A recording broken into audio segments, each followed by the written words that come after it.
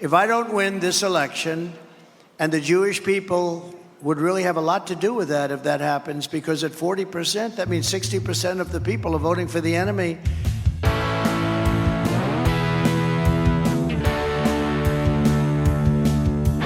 Welcome to Gaslit Nation. I'm your host, Andrea Chalupa, journalist, filmmaker, and writer-producer of the journalistic thriller Mr. Jones, which exposes Stalin's genocide famine in Ukraine.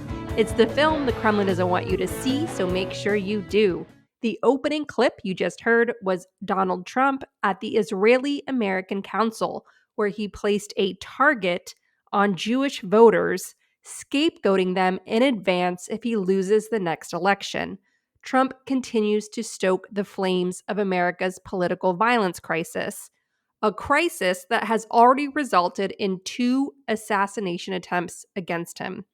Meanwhile, corporate media, especially the New York Times, the so-called paper of record, continues to both sides this crisis, calling on the wrong people to tone down their rhetoric, but demanding accountability and refusing to normalize MAGA fascism and the Russian oligarchization of our country isn't inciting violence.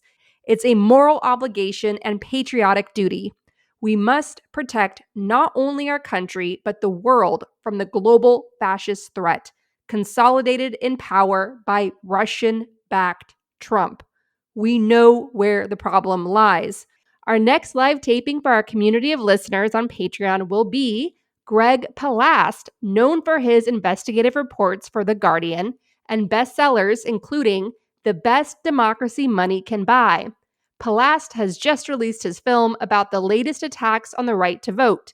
It's called Vigilantes, Inc., America's New Vote Suppression Hitmen, narrated by Rosario Dawson and produced by Martin Sheen.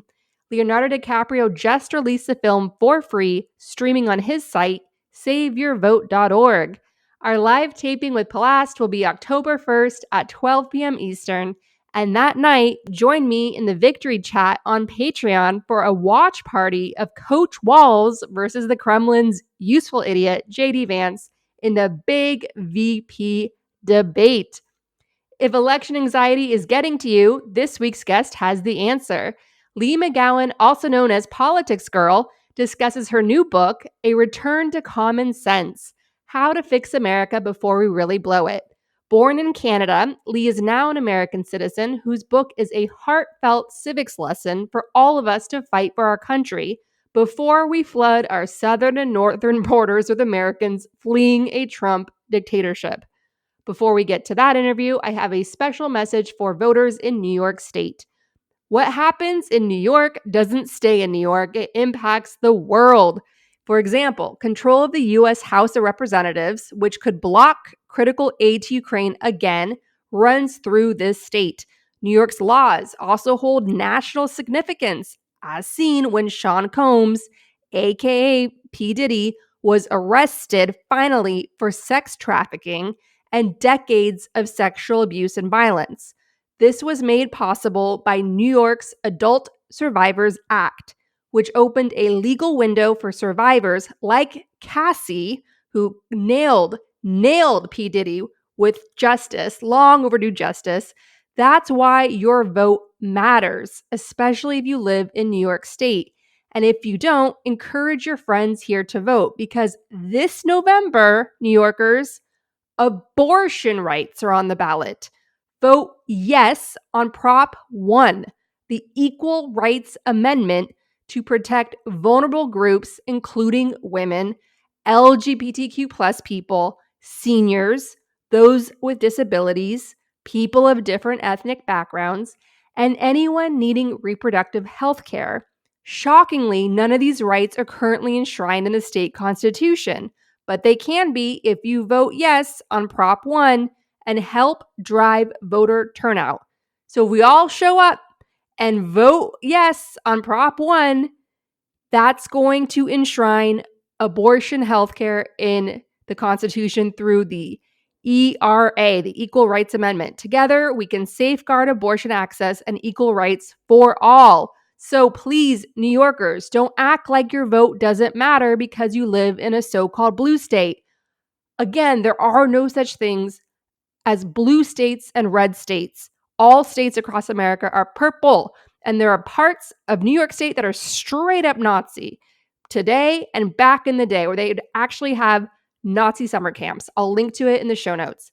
So please, New Yorkers, do not take your right to vote for granted. Show up and vote. Control of the House depends on it. And enshrining abortion protection and equal rights for all depends on it too. So please wake up, New Yorkers. Wake up and come out and vote. Vote early. You live in a great state. Let's make it even better now. That is the moral obligation for all of us folks in these all of us voters in so-called blue states. And by doing that, by strengthening where we live, we can then fight harder to liberate our brothers and sisters who live in so-called red states, Republican hostage states, where Project 2025 is already in full effect. And now, here's Politics Girl, author of the new book, A Return to Common Sense: How to Fix America Before We Really Blow It. Hey everyone, welcome to Gaslit Nation. We have a special live taping with the one and only Politics Girl. And we have some listeners here in the chat. Drop your questions, guys. It's always great to hear from you. I want to start off by saying, Leigh, you are a national treasure. We can say that now. Oh, bless you. And I was having quite the weekend when those DOJ indictments dropped. And I was reading about the hundreds of thousands of dollars that traders, Benny Johnson, Tim Pool, and other MAGA influencers were raking in. It's just saying the Kremlin's lies against Ukraine. And those lies, that disinformation, that leads to civilian casualties across Ukraine. Like that allows Putin to get away with what they're doing. It's war crimes. And in my film, Mr. Jones, we show that Stalin's genocide, they got away with it through disinformation, just like what these MAGA influencers were spreading. So I was feeling a certain way. The best way to say was like hungover, spiritually. I was having a meltdown, okay, of rage. And then I picked up your brilliant book, A Return to Common Sense: How to Fix America Before We Really Blow It. And I started reading the pages. And I'm not kidding you, like your voice, I felt like I was sitting across a table from you and you were just like, listen, honey, it's all going to be okay. This is what we need to do.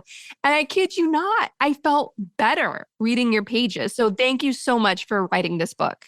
Well, thank you for saying that. That's exactly why I wrote the book. I mean, truly, I am. Somebody said to me the other day, they're like, you're an optimist, right? And I was like, how dare you?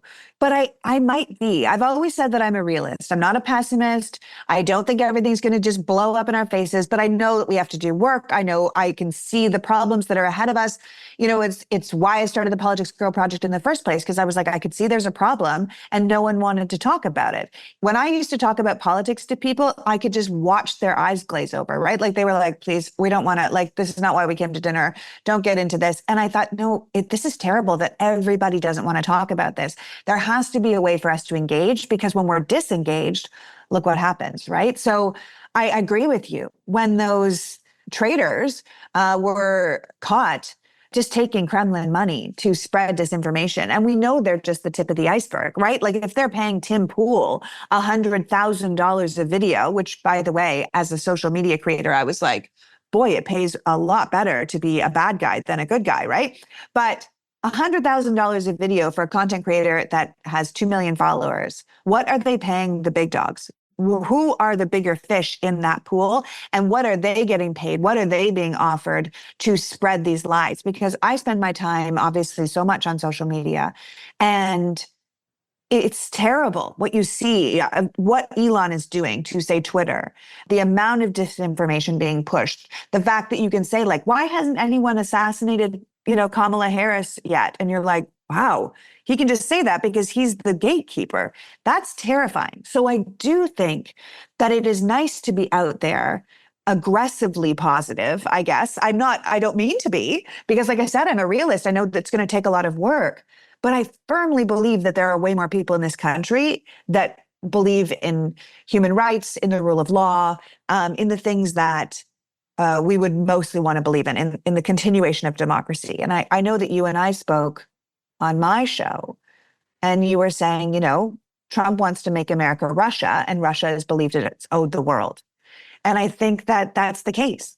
And they are taking every single step, both of those groups, the Trump group and the Russia group, to make sure that becomes a reality. And I think it's really important that we have people on the flip side of that are pushing back and aren't depressing people while they do it. Because I don't think anyone wants to work if your generals are depressed. Absolutely. And as you're a Canadian, you adopted America. And thank you so much for doing that. I really appreciate it. And I want to just make a comment on your optimism, because it's something deeper. It's not like we're Pollyanna-ish and we think everything's going to be okay. Because I want to make clear for people reading that you call out the oligarchs, you call out the income inequality crisis. Like, you're very real about the powerful forces that we're up against. And I just wanted to share my own comment on that because I related to your book so much. My parents were born in refugee camps of World War II. My dad was born with pus covered all over his body. Like, he was delivered by a refugee camp doctor. The doctor said, just bury him. To my grandmother, you're young enough, you'll have another kid. And my great grandmother covered my dad in like butter and baked him in the sun. And that's how he survived and how I was born. And my parents came here with nothing. They grew up with, hungry on the Lower East Side, and they achieved the American dream, an opportunity that's been taken away from people because of the Reagan Revolution and so on. My optimism comes from the fact that my family, on my mom's and dad's side, like, they escaped genocide by the Soviets against Ukrainians. They escaped horrible atrocities, and they came here. And America is still such a land of opportunity. We're not Pollyanna. We're actually realists. And human civilization advanced because of people like us that refused to succumb to our despair. Yeah. I had Rutger Bregman, the Dutch philosopher, on my show a while back, and he wrote a book called Humankind. And then we were talking about his other book, which is called Moral Ambition. And in Humankind, his whole theory was that humans by nature are actually good. We are told all the stories where we are terrible and we do terrible things to each other. And yet, human evolution, humanity itself, civilization would never have progressed this much without cooperation, without humans working together, without us putting in the effort to do the right thing. We wouldn't have got this far. And his whole book was about how we often highlight the worst part of humanity instead of the best part of humanity, because it makes for, a better story. If it bleeds, it leads, kind of a thing. And I do think that the higher angels actually can win, provided we believe that and we work for it. Like you said, the second book he has is Moral Ambition. And he talks about how we have this world now, America particularly has created a world in which our ambition is all tied to money because of the capitalistic society. You're talking about your parents growing up on the Lower East Side and being legitimately hungry, and how we are returning that for a lot of people because of the policies that we talk about in the book too, with Reagan and moving on down and income inequality. But those are real problems. And yet we have people choosing careers out here where they're like, I just need to make the most money. That's how it has to be. And yet they're unhappy because they have no moral ambition. They don't actually like what they do. They can't look at themselves in the mirror and like themselves. And so one of the things I think is wonderful about the work that I do, the work that you do, is that we are trying to legitimately, without being Pollyanna, make the world a better place. And it's amazing how many people want to come along and do the same thing. So what your book does that everyone needs right now is it provides a grounding in civics and how our government works so that we know what the levers of power are, what our leverage is. So when politicians of both parties, Democrat and Republican, make excuses for why things can't get done, we can be like, wait a minute, this is actually how government works. You've got all these things that you can do. So I wanted, just going to your book, I want to get your advice. Like, we are in these critical, precious few weeks. It's like sand through the hourglass. These are the days of our lives, and the sand's going through. And so what advice do you have for people in the precious time we have left before the election? What should they be doing right now? And what should they be thinking, especially when they feel hit by panic attacks, like that Trump might win, and then there goes our democracy and there goes the world? Well, I mean, valid fears. I think the thing is that we have, as of tomorrow, I know we have 47 days, so 48 days, less than 50 days to really, to really save the world, honestly, because I think if those of us who are actually paying attention, if Trump actually gets reelected, we are in so much trouble. And that is real. That is an existential crisis that the country is actually living through. What he plans to do using Schedule F, using Project 2025, the people he has surrounded around him, the dictator he wants to be, the friends he has that are the autocrats of the world, it will be so ugly to have the world's superpower, the world's military superpower, the quote unquote richest country in the world lean hard into authoritarianism. I'm not sure if we come back from that. That being said, I believe that what we can do right now is talk to our friends and family, make sure people are registered to vote. Talk to the young people in your life and have them talk to the young people, because these are people that could change elections. Talk to the people you know that live overseas. There are 6.5 million American voters abroad on any given election, and only about 14% of them vote. But they could change elections. We're talking about Biden winning the last election, yes, by 7 billion votes in the popular vote, but we all know that is the electoral college that really matters right now. And he only won by a handful of votes in a couple of swing states.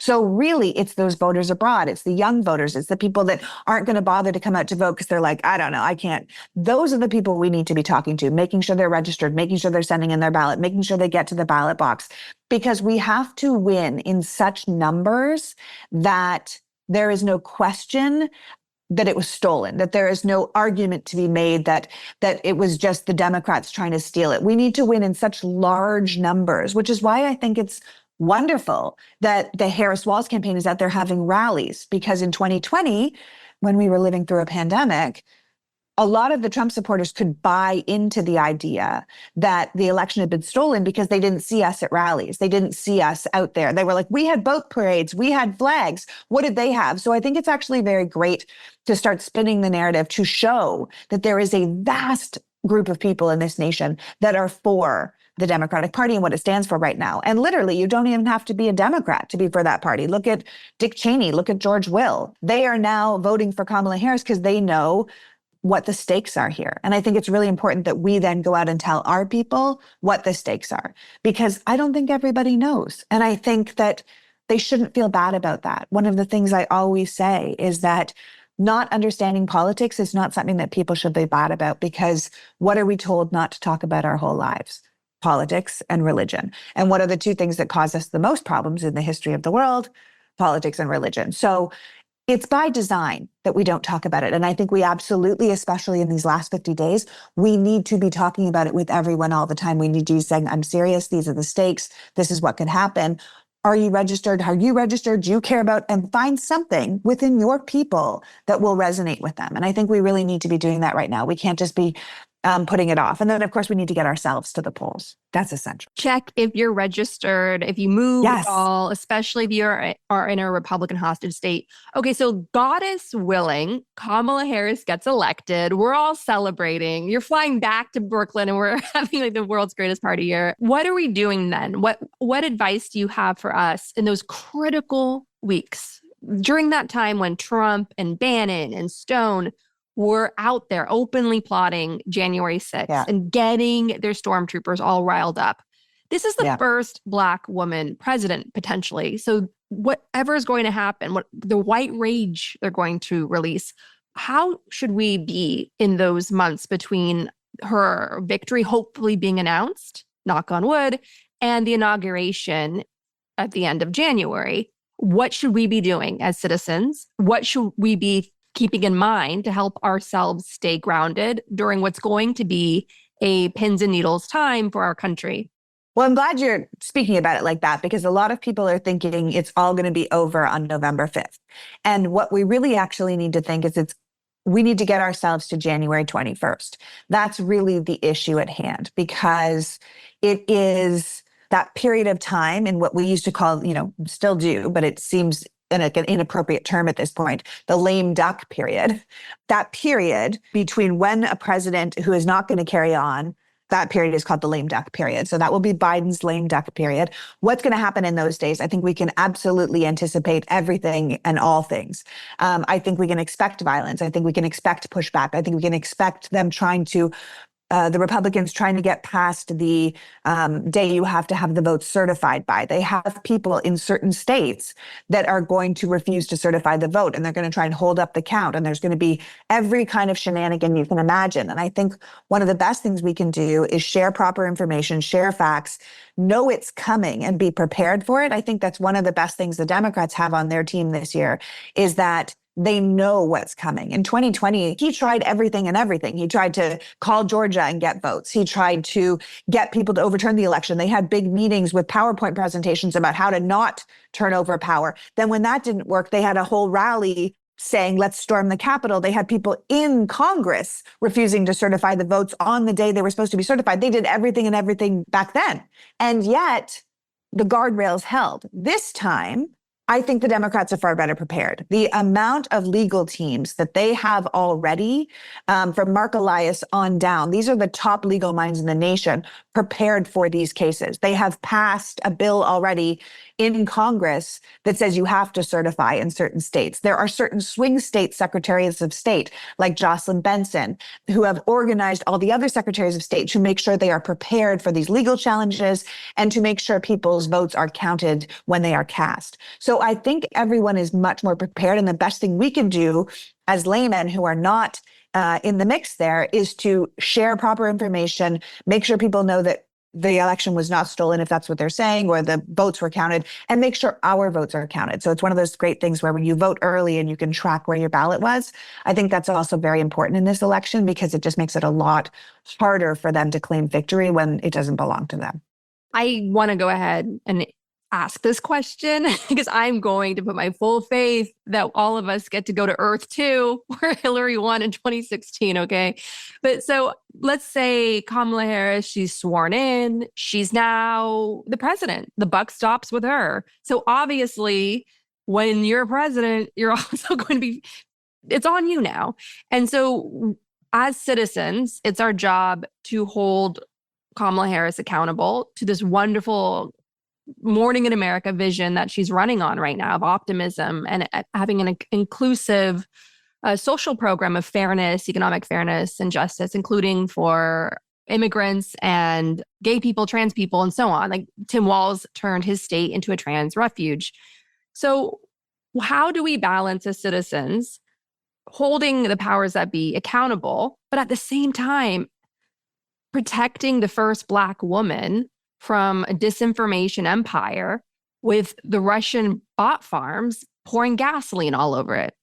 Well, here's the thing. I do think if we get, God willing, we get there and she is sworn in and she is the first Black woman president, I think those first 100 days are going to be really essential. I think that the things that they're talking about, like passing the John Lewis Voter Rights Act and passing the For the People's Act, passing the return of Roe to the people, the rights of Roe, that will all take suspending or getting rid of the filibuster. And it really seems like the Democrats are absolutely set on doing that. If we give them Congress, which is essential, it's on us to vote to flip the House, to keep the Senate, and to have the presidency. If we have a trifecta, I believe the Democrats with Kamala Harris in charge are ready and willing to abandon the filibuster, to pass voter protections, to get rid of partisan gerrymandering, to get dark money out of politics, to make our system more fair, and then return the rights of women in this country at least under the protections of Roe. And then, of course, we have to move forward with the Equal Rights Amendment, which is just sitting there waiting to go and has been for years. And that would change a lot of these terrible state laws if we pass the Equal Rights Amendment. So it's going to take courage, but I think the Democrats are ready to do that. I think that's essential, that they're going to come in and that first 100 days, they have to be super brave. They have to just bang through it, a little bit like the Biden-Harris administration did, just getting a bunch of stuff done really, really fast, especially if we give them both houses of Congress to do it. And then it goes back to what I wrote in my book. In my book, I have what I call 6 American fundamentals, right? 6 principles that no matter where you sit on the political spectrum, I believe make America, America, right? So it's everything from principle 1, America is a land of freedom, to principle 6, government should be a force for good, right? And I think that is where Kamala Harris has to sit. in Principle 6. Government should be a force for good, but you can't just tell people they're doing good things. You have to show them. We have to show them by example. So she has to get in there and protect our voting rights. She has to get in there and protect Roe. She has to get in there and make an opportunity economy that she's talking about. People have to see it and feel it. And then if we pass things like getting rid of partisan gerrymandering, people can actually vote out people like Jim Jordan, people like Marjorie Taylor Greene, because they will no longer be in these safe red states. And people can say, actually, I can see that the government has done these things that they have promised, and I'm going to reward them with my vote or with, that kind of thing moving forward. So I think it's going to take us giving them Congress and then them being brave to stand up and start changing things fast. And so people can see what happens when government really is a force for good.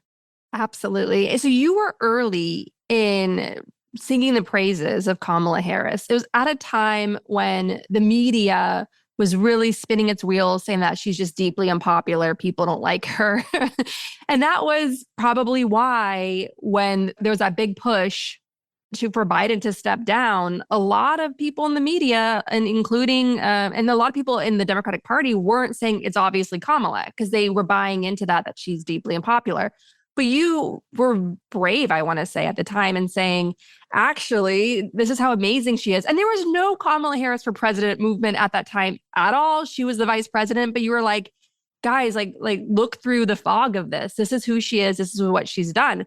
Could you give us a quick overview of some of your highlights? Yeah, well, here's the thing. I actually made a video in my kitchen. If anyone watches my kitchen rants, I made a video back in January because people were already trying to push the Biden was really old thing back then, which I think we all need to note is gone, just like Hunter is gone now that Biden isn't the candidate anymore. But I thought, why don't we know more about the vice president so that if you are concerned that the president might be too old, you would feel confident at who would be replacing him should he not be able to finish out a second term. And so I started doing a lot of research into Kamala Harris. And the more research I did, the more I was like, wow, this woman is so incredibly accomplished. It's unbelievable. She's Secretary of State. She was an AG first. She was a district attorney in San Francisco, which is one of the biggest cities in the nation. And she was elected to that position and then reelected to that position. Then she was the AG of California, which is the biggest attorney general's office in the nation, except for the federal government. She was elected to that job and then reelected. Then she was the senator from California, elected to that job. Like, she has won so many elections based on her skill, based on her abilities. She did things like stand up for California homeowners that were being completely taken advantage of. And she was offered a settlement from the big corporations of $2 billion. And she was like, I'm going to turn that down because I think California homeowners deserve more. And everyone was like, don't do that.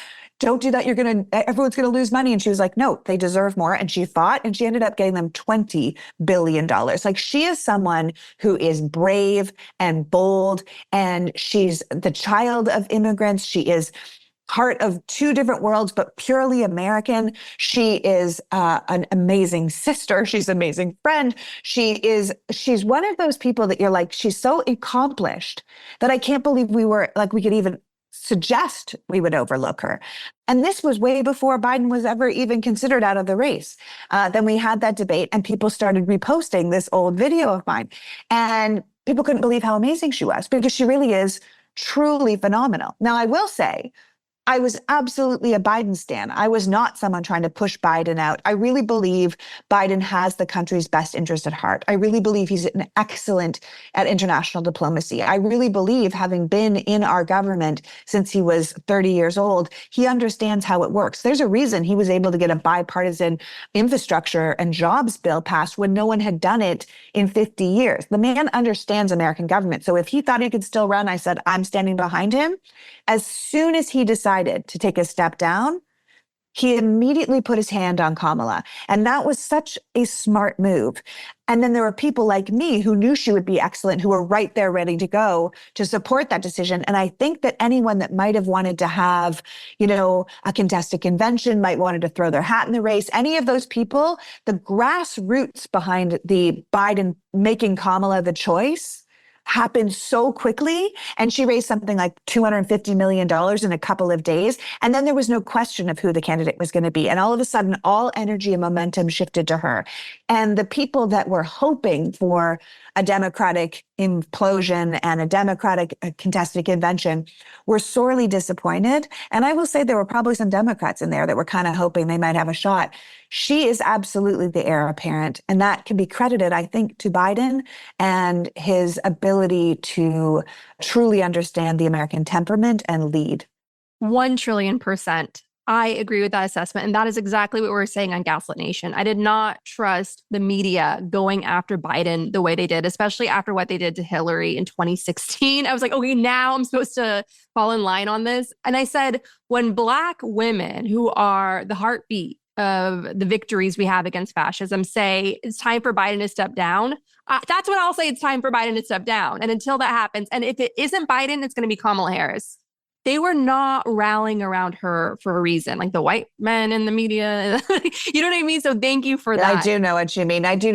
And honestly, it didn't make any sense. There were so many legal challenges. If it wasn't her, we had a primary and that many people had already voted for Biden, but they'd voted for Biden-Harris. They had voted for the ticket. So theoretically, they had already chosen Harris. So when you hear the Republicans saying, no one even voted for her, I'm like, actually, 40 million people did vote for her in the primaries. It's just that Biden was currently at the top of the ticket. And that person that we voted to lead us has said she's ready to lead you. And she was always going to be, because that's who we were have as vice president. So if something had happened, God forbid, to Biden while in office, we had chosen Kamala Harris to be the next person anyway. So it was the right thing to do, but it was also legally the easiest thing to do. And the fact that anyone was suggesting we do otherwise was absolutely asinine. And it was one of those things that Democrats have done to themselves over the years where they shoot themselves in the foot for no reason, or they fight amongst themselves when they really have a much bigger battle to fight. 1,000,000,000,000%. Very well said. Okay, so question in the chat. Okay, so Alex writes, Leigh, should Kamala Harris be giving more and perhaps irregular interviews so she can explain the details of her plans? Any thoughts on why she's not presenting herself in less formal, more free-flowing sessions beyond campaign stump speeches? How would you advise her to pick up even more momentum? Yeah. Okay. Well, Alex, I think that's a really interesting question. I think here's the thing we have to remember about this particular election. It is so condensed because usually Trump's been running basically since he left in 2021. He's been running for the next presidency. Kamala Harris only got the job of candidate really at the end of July. So she is doing a very condensed campaign. And I think she is pushing out a lot of that policy stuff to surrogates to talk about, to Pete Buttigieg, to Gavin Newsom, to Gretchen Whitmer, to people that can best speak to X, Y, or Z. I'm really good at speaking about the economy. This person's really good at speaking about healthcare. This person's really good at speaking about abortion care. And she is going around and making herself known to people because within the time frame that we have, that is the best use of their time. I also think as much as people want to hear about policy, they don't care about policy. I'm someone that explains policy all the time. You start talking too much about policy, people are going to change the channel. What you have to know is, does she have the temperament to lead? Does she have the ability to lead?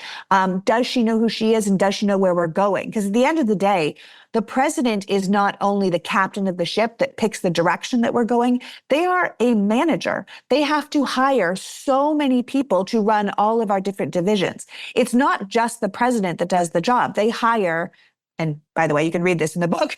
My husband was reading it and he's like, God, I had no idea. It's like, I was like, yeah, they're like the world's biggest manager. The president comes in and says, you will run this department, you will run the Department of Defense, you will run the State Department, you will run the Department of Education.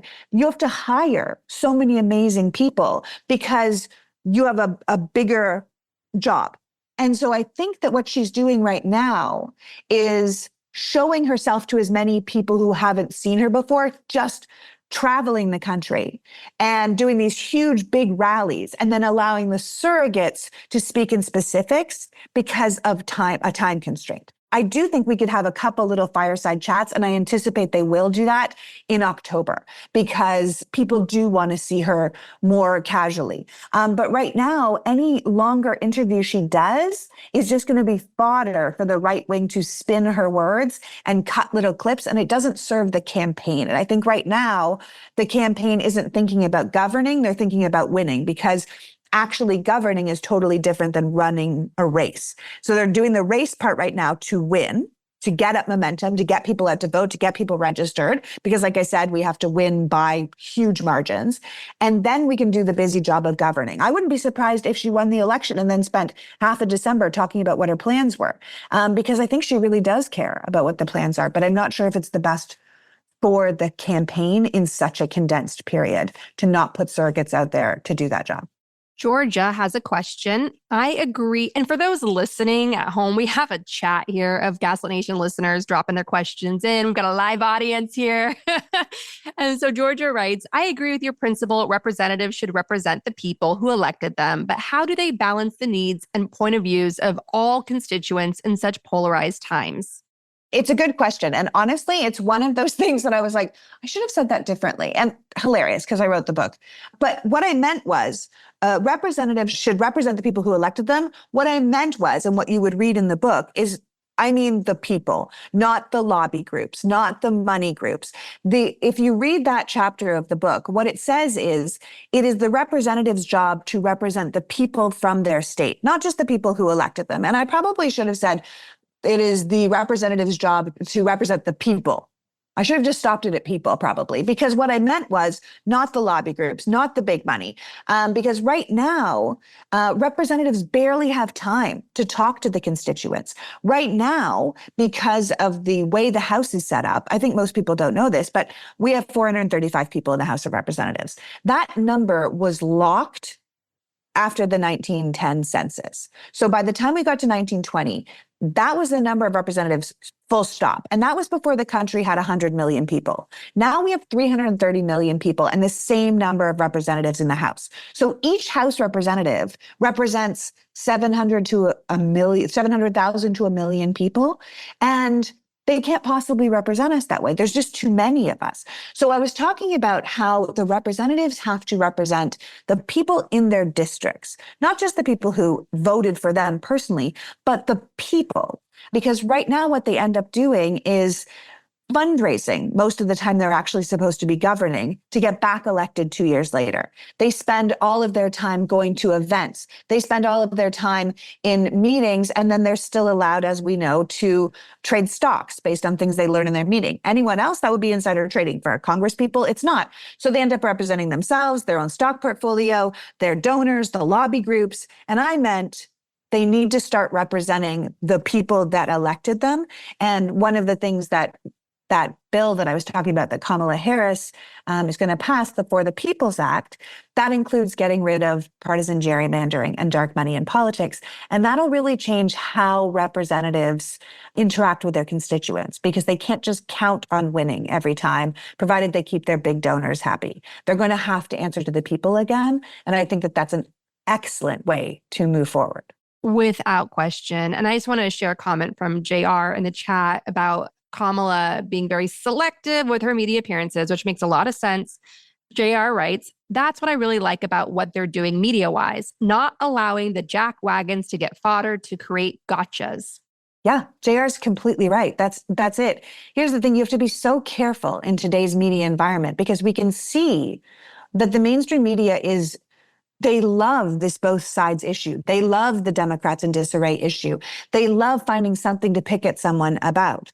That's why I think Tim Walz has been so hard for them, because he's just such a great guy, right? And he's got everything that you would think an American representative should have. He's a veteran. He's a hunter. He's a fisherman. He was a teacher, a public school teacher. He's got a great wife and 2 great kids. And and you keep thinking, like, they had to stick him with Tampon Tim for a while, right? Because they couldn't think of anything bad to say about him. But when you give too much to the media, they feel the need to make a both sides or make them fight or put a bunch of people in boxes and have them come at each other. So I think they're being very clever, JR. I agree with you that they are using her strategically. And that's what we want from the Democrats right now. We need them to be strategic. It's why people are releasing, why when Taylor Swift gave her endorsement, it happened after she had watched the debate. It's why Billie Eilish came out a couple days ago, and then her song is in the newest ad about abortion care. They're being incredibly strategic and incredibly organized. And if you saw how the DNC ran this year, if you see how they're running these conventions that they're having around the nation, if you see how they're running the media operation, it should make you feel quite relieved that they know what they're doing and they're not playing around and they're playing to win. Because like I said, an election is different than governing. And there are some people like Donald Trump who are great at running for office and terrible at being in office. I think they're being very strategic about running for office because they know she'll be a wonderful governor, like governing in office. It's a presidential election year, which means Jill Stein has crawled out from under her rock to run for president, even though she has no party infrastructure. She doesn't even understand how our government functions. She got called out on a basic civics test in a recent radio show, and she couldn't even say how many members of Congress there are correctly. No. And so it's very clear that she's an op, just like she was in 2016 and helping kick the election towards Trump. So what concern do you have that she's going to peel away votes, especially from voters in Midwest states like Michigan, who are disillusioned over the way things are going with Netanyahu still in power, and the Israel-Hamas war, and what, decisions Biden has made? Like, so what concern do you have there that might tip the electoral college? Okay, well, first of all, I will say that that thing I was saying before about our job right now is to be talking to our people, is to be out there interacting with our people. And that means everyone from your dad at the dining room table to your hairdresser that says, I'm not going to vote, to anyone that you can speak to right now about getting truth out there, getting facts out there. People like Jill Stein, I would say any third party at this point, you should be telling people no third party candidate can win the presidency. There's no third party candidate that is on every state ballot in this country. So they're not running to be president. They are running to spoil the election for someone. And every single one of them will end up spoiling the election for Harris. So you have to know that if you're voting for a Jill Stein, and I would say, tell your people this, if you're voting for a Jill Stein, you're not voting for president. You are ultimately voting against Kamala Harris, so your vote is going to Trump. And if you don't want your vote to go to Trump, then you must pick between the two possible options, the two people that are on every state ballot, the two people that could actually be president, and choose between those two people. Now, Jill Stein, that's like you said, she comes out every 4 years. She arrives. If she really wanted to make a difference for the Green Party, she's she's like an evil cicada. but yeah, every 4 years, here she is. But she also gets a paycheck from Russia. There's no way she doesn't. She's there for a reason. And like you said, I mean, it's not just Jill Stein who doesn't know how the government works. I mean, that was embarrassing. I was just telling people, we have 435 members of the House. And they asked her that question, how many members of the House? And she was like, our House? And they were like, yeah, the House of Representatives. She's like, I don't know, 600? That is not what we should be having in our leaders in this country. And that's what the people of America should say. This level of ignorance is both recognizable to me. I see that you're wrong, but also it should be unacceptable to us as citizens that you would run for the highest office in the land, not knowing how it works. But the other person that's doing that is Donald Trump. He was at that debate, with Kamala Harris. And he said, we keep hearing all these great things she's going to do. Why hasn't she done them yet? And then he said, you know what? I think you should just leave this debate stage right now and march down to the White House and sign a bill to close the border. If you're going to have power, you may as well use it. And I thought, these are the comments of a man who doesn't understand how our government works, who doesn't understand what the vice president's role is, who doesn't understand how Congress works, doesn't understand how laws works. And that should scare the citizens. That should make people concerned. Not just that Donald Trump doesn't have the temperament to do the job, not that this Donald Trump is a criminal who has no right running, but the fact that he's talking about how she should just go and change the border as the vice president of the United States, who has no power whatsoever to do that. That's terrifying. And it should make people angry that someone would run for president, be it Jill Stein or Donald Trump, and not actually know how our government works. Because imagine any other job in the world that you were running to be the head of something and you didn't understand the business.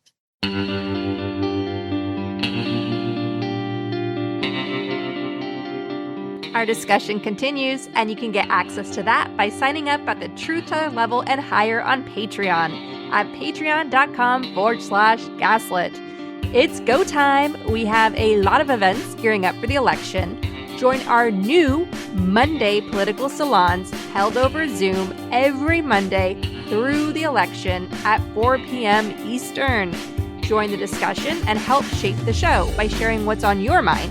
Sign up by subscribing at the Truth Teller level or higher on patreon.com/gaslit. All those events, becoming a member of our Victory Chat, bonus shows, all shows ad-free, and more come with your subscription on patreon.com/gaslit.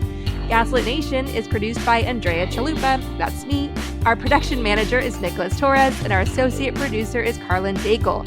If you like what we do, leave us a review on iTunes. It helps us reach more listeners. And check out our Patreon. It keeps us going. Original music in Gaslit Nation is produced by David Whitehead, Martin Vissenberg, Nick Barr, Damian Arriaga, and Carlin Daigle. Our logo design was donated to us by my friend Hamish Smythe of the New York-based firm Order. Thank you so much, Hamish. Gaslit Nation would like to thank our supporters at the producer level on Patreon and higher. Ice Bear is Defiant, Work for Better, Prep for Trouble, Lily Wachowski, John Schoenthaler, Ellen McGirt, Larry Gasson, D. Scott, Ann Bertino, David East, Joseph Mara Jr., Mark, Sean Berg, Kristen Custer, Kevin Gannon, Sandra Collins, Katie Masuris, James D. Leonard, Leo Chalupa, Carol Golstad, Marcus J. Trent, Joe Darcy, Ann Marshall, D.L. Singfield, Nicole Spear, Abby Rode, Jans Alstrup Rasmussen, Sarah Gray, Diana Gallagher, Leah Campbell, Jared Lombardo, Abby Zavos, and Tanya Chalupa. Thank you to everyone who supports the show. We could not make Gaslit Nation without you.